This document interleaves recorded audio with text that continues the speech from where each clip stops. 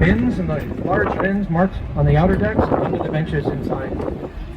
In the unlike far end of the bar, go to the bar, turn around, go to the far end, that's the stern. The back end, that's where we have our bathrooms.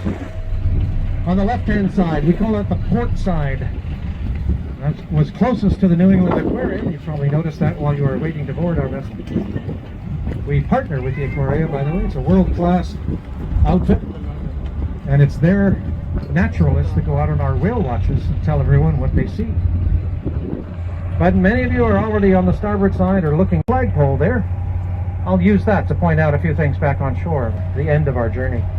By the way, anyone want to guess why we call it Long Wharf here in Boston? Because it's long. I always knew there's someone going to say it. Absolutely right. Welcome to our naming strategy as well. We'll hear a lot of that. Long Wharf was indeed the longest wharf here in town. When it was built, it was 2,000 feet long out into the Boston Harbor.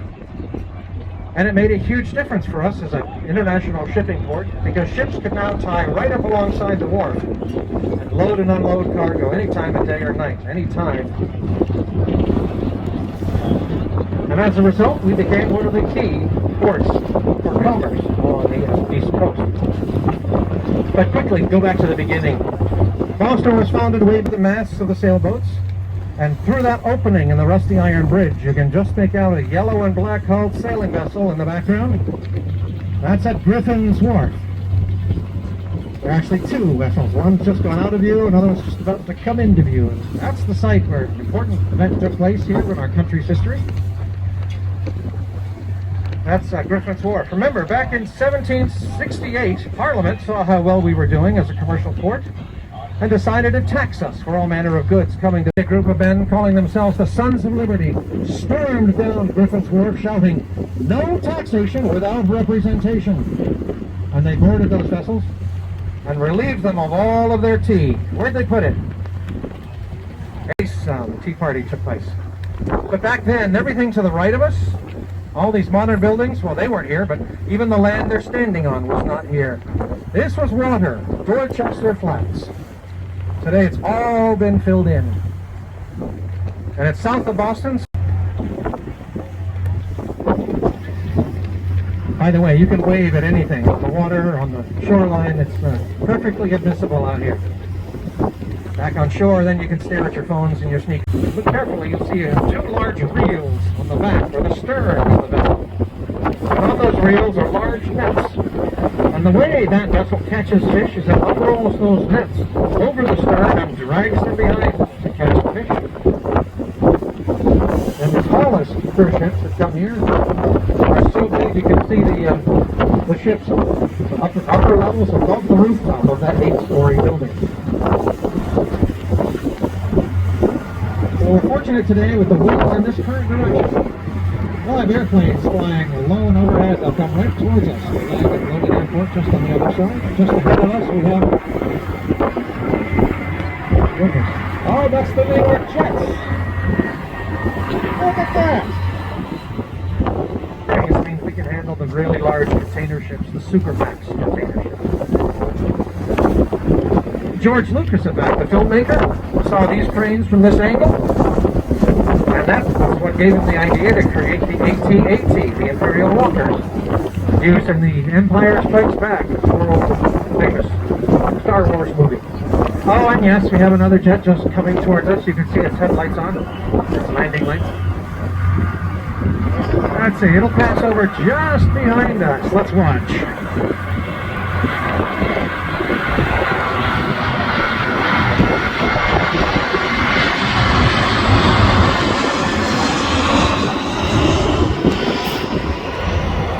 Back bay of Boston, 3.5. It's the third one. The big one on the right looks like a big glass slab.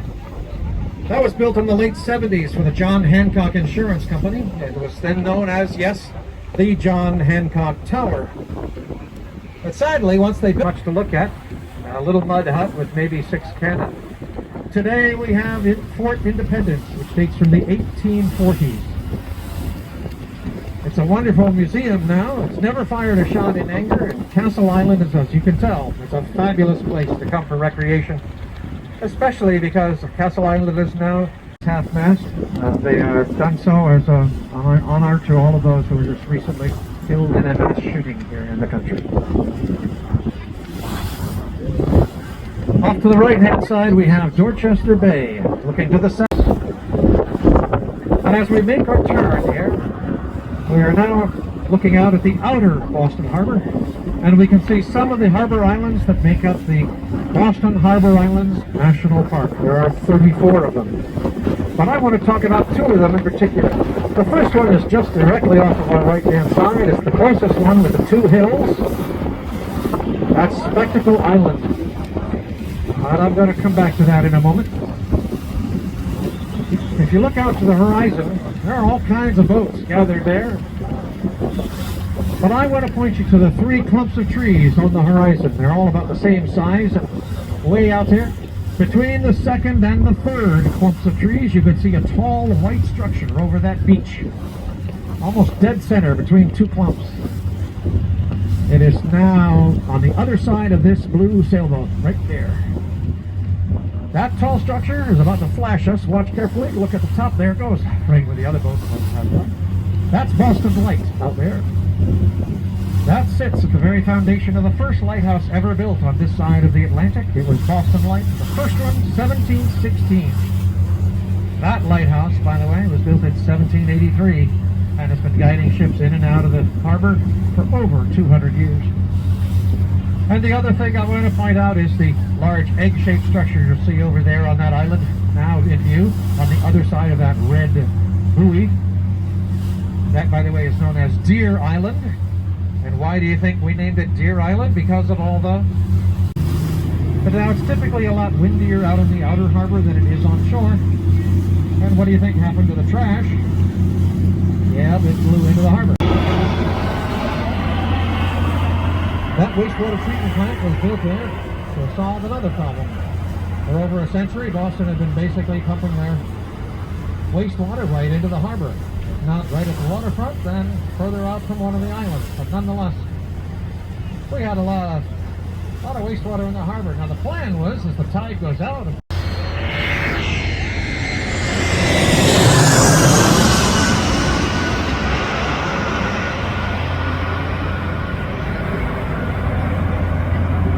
there we go, that was a pretty good time.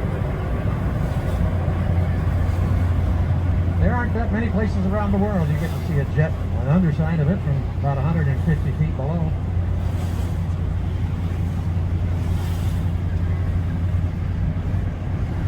Here's the full view of Logan International Airport. The hotel has a very long straight rock wall. Today that covers 2,700 acres of man-made land. But back in the 1600s, that was all water. There were 3 islands over there. The first governor built his house on one of them, Governor Winthrop. That became known as Governor's Island. He missed his favorite drink from England, which was apple cider. You see, apple trees were not native to North America, so we couldn't get it here. Solution? Just import a whole apple. Right?